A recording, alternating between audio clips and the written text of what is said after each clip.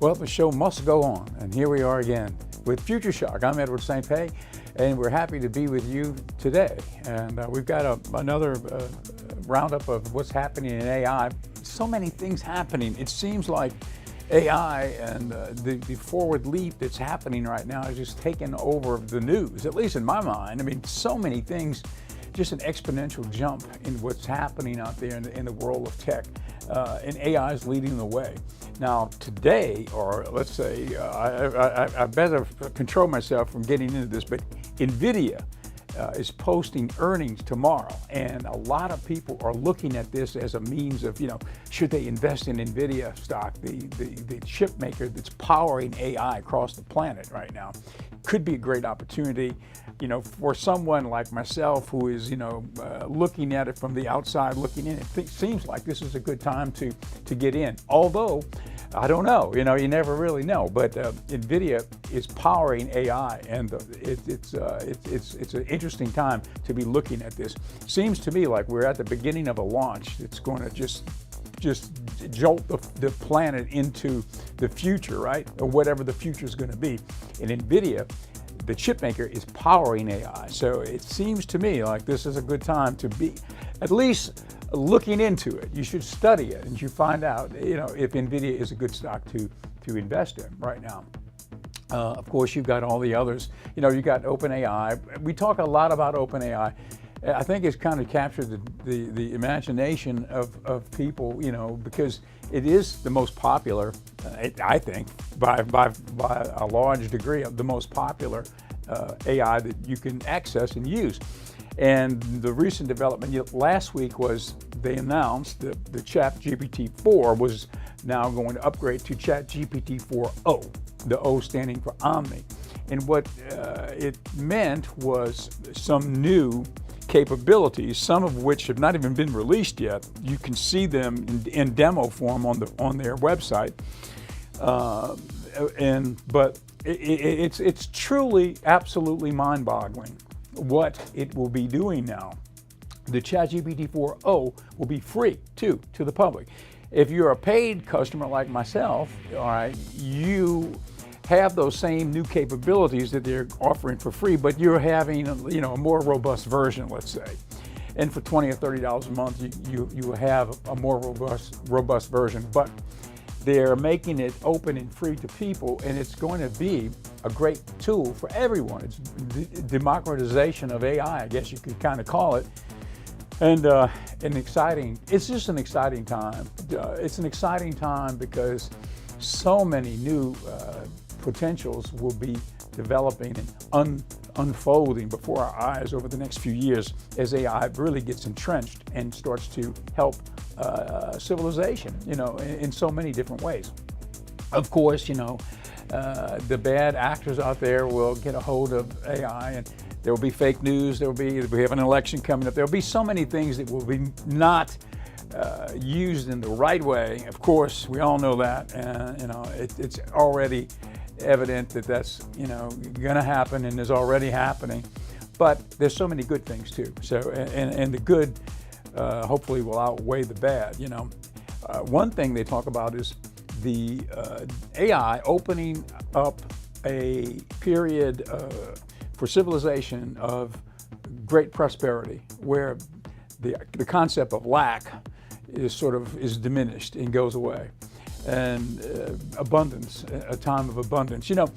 There's we showed a clip the other day from I think it's called IT Theory, and that particular impact theory, and it's Billy Yu is the guy's name who does the show. It's a podcast, and he always has a lot of great guests on. He had, I think his name well, let's take a look at this impact theory interview. The guy that you're going to be watching, that he's interviewing, is a guy who is a proponent of well, let's take a look, and then I'll tell you more about it after. Let's go to the clip. Same sort of bounded fluctuation. Now, those bounded fluctuations, to me, are terrifying. And if you read history, because, like I said, the long arc is bending towards prosperity for all. And if you zoom out long enough on human timescales, it's unbelievable the progress made. Oh my God. But that does not help the guy whose family all gets rolled up in rugs by the Mongols and trampled to death. Yes. Like, that's just no consolation. That's and right. so I'm saying we're all that guy, right? We all live one life. Yes. We are bounded from a time perspective so far. And so it matters to me a lot where I am on these jagged lines. So going back to AI, what are these jagged lines? Do you buy into my thesis or do you have a different one? Oh, I agree with you, but with some caveats. So, for example, the economic outcomes of AI, I think, are pretty clear in terms of what's going to happen. I think we're going to see massive productivity gains across the board. The challenge we have is the underlying system is flawed in terms of economic development and economic growth, right? Our entire system, global system, money is the main mode of discourse in the world today.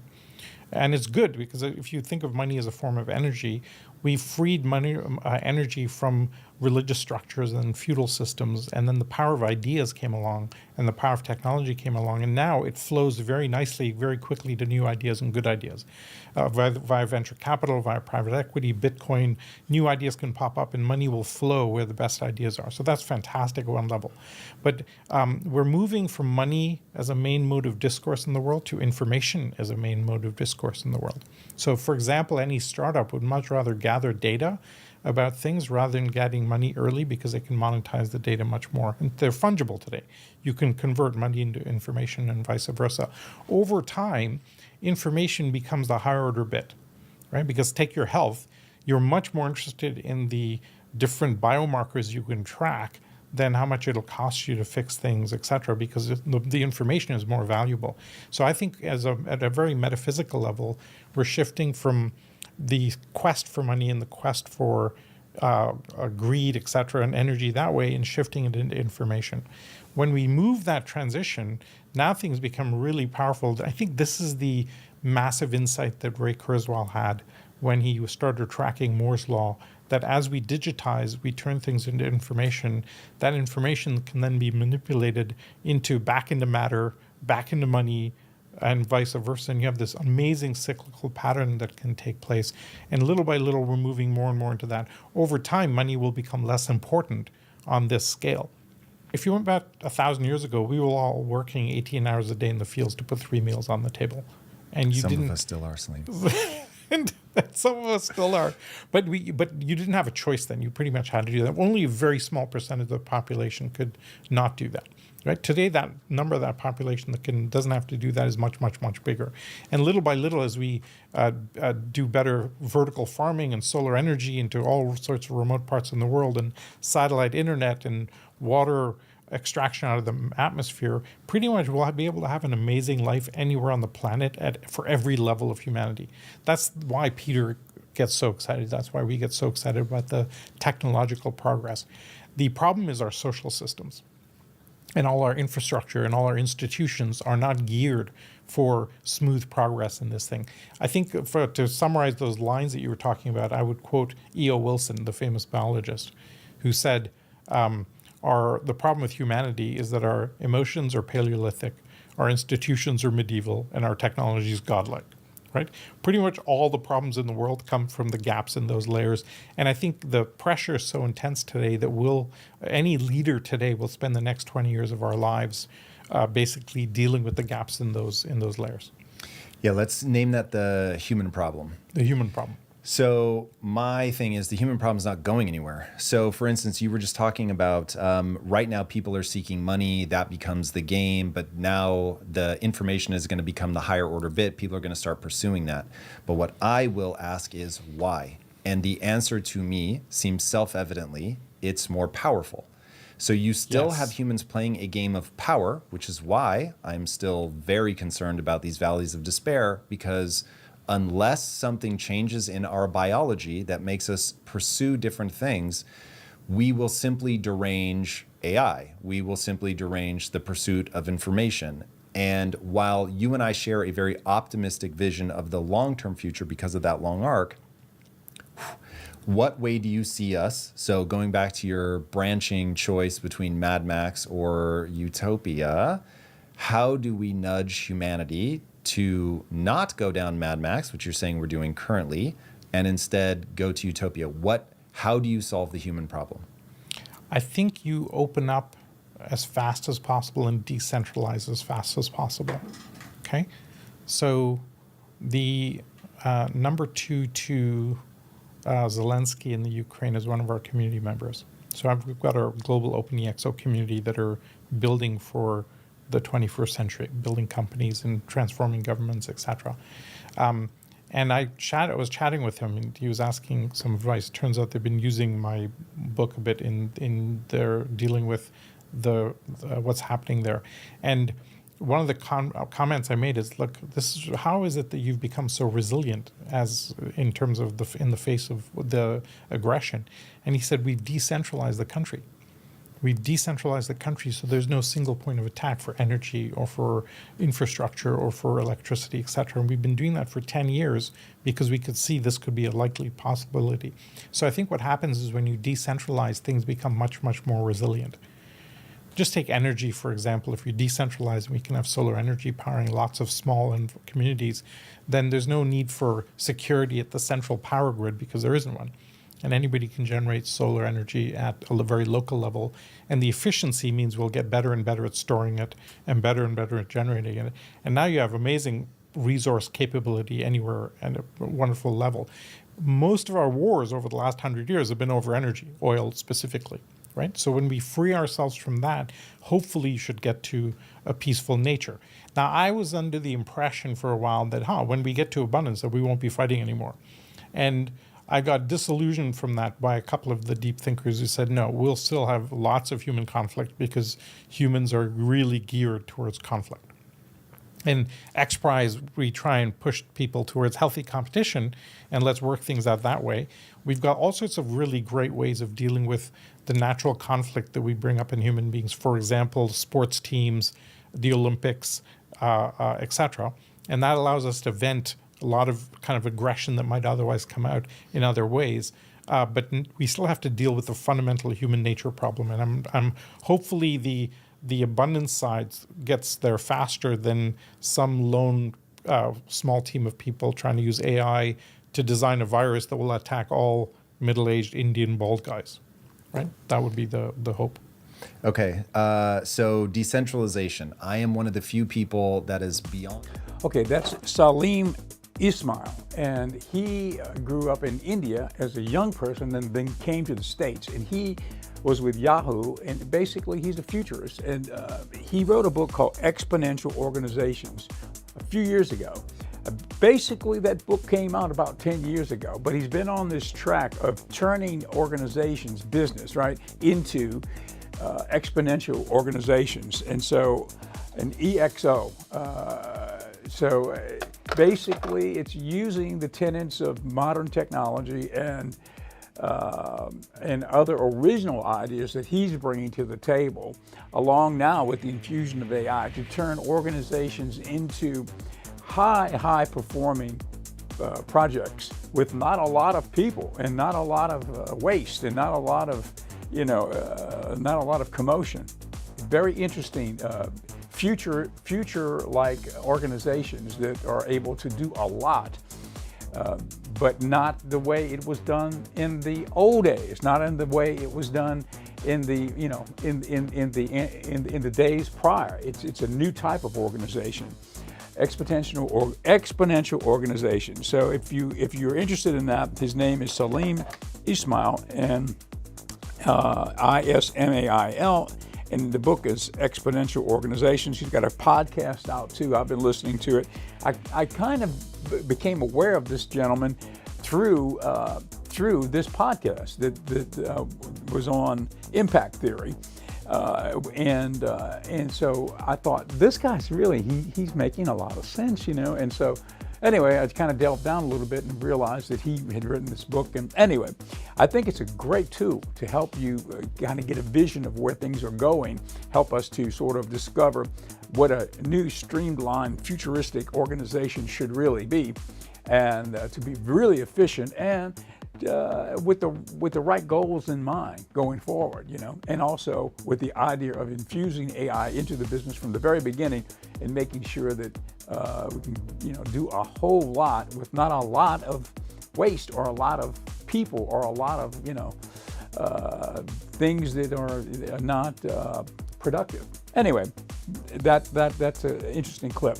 So I hope that will be helpful to learn about what he's doing with his work in that area. Okay, we've got a little more from the interview with Sam Altman the other day. This will be the final clip. I know I've probably gone overboard with playing this over and over, but you know, or continuation of various clips. But I just think that anytime Sam Altman's talking, I think we should kind of listen to what he's talking about, because he's right at the forefront of what's about to explode across the planet, you know, with OpenAI and with ChatGPT-4, now ChatGPT-4o. Let's take a listen to this final portion of the interview. If you can indulge us, because I know there's a lot of love for you, so I wonder if we can all just sing happy birthday. No, please don't. No? We want to make you very uncomfortable. I'd rather do one more question. I'd much rather do one more question. This is less interesting to you. Thank you.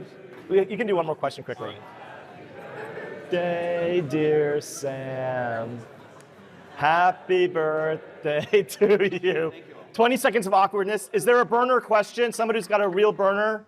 And we only have 30 seconds, so make it short. Hi. I wanted to ask if the prospect of making something smarter than any human could possibly be scares you. It of course does, and I think it would be like really weird and a bad sign if it didn't scare me. Humans have gotten dramatically smarter and more capable over time. You are dramatically more capable than your great-great-grandparents. And there's almost no biological drift over that period. Like, sure, you eat a little bit better and you got better healthcare. Maybe you eat worse, I don't know. But that's not the main reason you're more capable. You are more capable because the infrastructure of society is way smarter and way more capable than any human. And through that, it made you society, people that came before you, made you the internet, the iPhone, a huge amount of knowledge available at your fingertips, and you can do things that your predecessors would find absolutely breathtaking. Society is far smarter than you now. Society is an AGI as far as you can tell. And the way that happened was not any individual's brain, but the space between all of us, that scaffolding that we build up and contribute to brick by brick, step by step, and then we use to go to far greater heights for the people that come after us. Things that are smarter than us will contribute to that same scaffolding. Your children will have tools available that you didn't, and that scaffolding will have gotten built up to greater heights. And that's always a little bit scary, but I think it's like way more good than bad, and people will do better things and solve more problems. And the people of the future will be able to use these new tools and the new scaffolding that these new tools contribute to. If you think about a world that has AI making a bunch of scientific discovery, what happens to that scientific progress is it just gets added to the scaffolding. And then your kids can do new things with it, or you in 10 years can do new things with it. But the way it's going to feel to people. Okay, we should take another look at the big announcement last week. OpenAI came out with ChatGPT-4o. O for Omni. Okay, we've got that clip. This was released by OpenAI last week, and some of the attributes of this new iteration are released, and some are yet not released, as I understand it, because I've been trying to figure out how to access some of them, and I haven't been able to access some of the interesting attributes that are new. So let's take a look. Let's see if we can go to that clip and follow it with as much time as we have left in the show, so you can kind of get an idea of what is in store with this new free ChatGPT-4o. But the big news today is that we are launching our new flagship model. This is GPT-4o.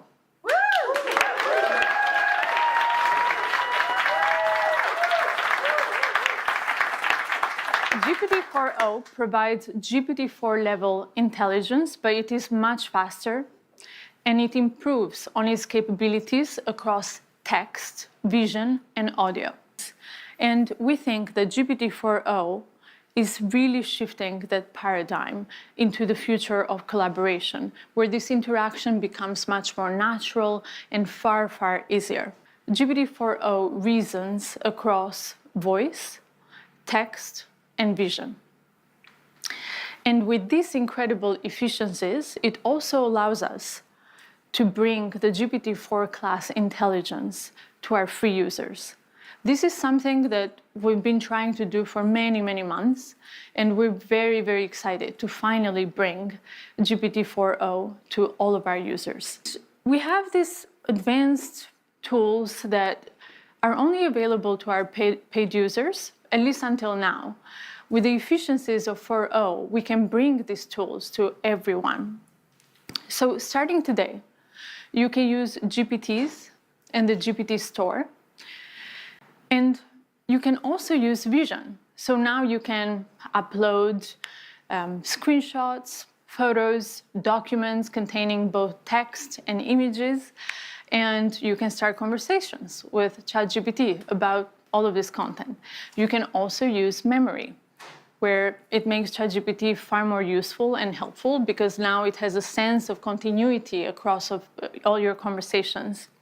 So we're very, very excited to bring GPT-4o to all of our free users out there. And for the paid users, they will continue to have up to 5 times the capacity limits of our free users. But GPT-4o is not only available in ChatGPT. We're also bringing it to the API. Hey, so I'm on stage right now, I'm doing a live demo, and frankly, I'm feeling a little bit nervous. Can you help me calm my nerves a little bit? Oh, you're doing a live demo right now? That's awesome. Just take a deep breath. And remember, you're the expert here. I like that suggestion. Let me try a couple deep breaths. Can you give me feedback on my breaths? Okay, here I go. Whoa, slow a bit there. Mark, you're not a vacuum cleaner. Breathe in for a count of 4.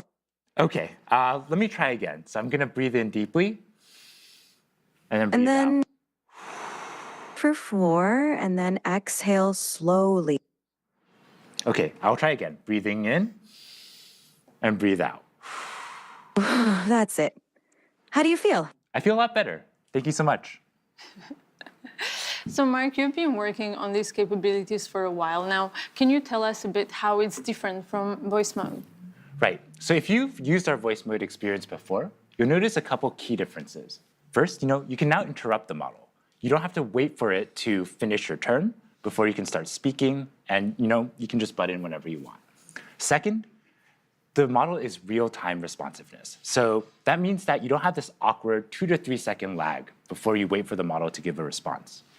And finally, the model picks up on emotion, right? When I was breathing super hard there, it could tell, and it knew, hey, you might want to calm down a little bit. You're kind of running a little bit too fast. So, it really has that capability across the board to perceive your emotion. Not only that, though, the model is able to generate voice in a variety of different emotive styles. Like, as you can see, you can chat with ChatGPT in real time, but you can also interact with it with video as well. Okay, so let me boot up ChatGPT. Hey, ChatGPT. Okay, we'll have more of that video tomorrow. So stay tuned for the rest of that. It's sort of a tutorial on some of the new aspects of the ChatGPT 4o. Also, we've got a video, how AI learns how to feel. So you could see that the ChatGPT 4 was a little bit concerned when he was breathing very hard. So that was the emotional aspect he was talking about. It's learning how to feel. So we've got a video on that. We'll do that tomorrow, how AI learns how to feel. how does it become emotionally connected aside from just interpreting what you say? Anyway, we'll continue with all that tomorrow. I guess we're about out of time now, but let me mention the show is brought to you by our in-house apothecary. It's called Pendragon Apothecary. And Pendragon Apothecary is a forward-leaning wellness store. We've got the mushroom powders, chaga, reishi, all of the medicinal mushroom powders, and various other herbal and teas and tinctures, and all of the types of things that will help, hopefully, to keep you feeling good and feeling healthy too. And it's at pendragonapothecary.com. And that's it for today. I believe we're just about out of time now. And so we hope to see you tomorrow. Thank you for being with us. Now we're on channel 7.1 across the Gulf Coast. That's Ocean 7, and we're also streaming on Facebook on the Ocean 7 TV Facebook page, on my Edward St. Pei Facebook page, and now we're also on X. And I'm thinking we'll probably be on some other platform soon. But anyway, if you're seeing the show, I hope it's helpful to learn about some of these high-tech things, and hopefully it will be something that will infuse some power and some great potentiality into your life, some of the things that are unfolding right now for all of us. Thank you. We'll see you tomorrow on Future Shock.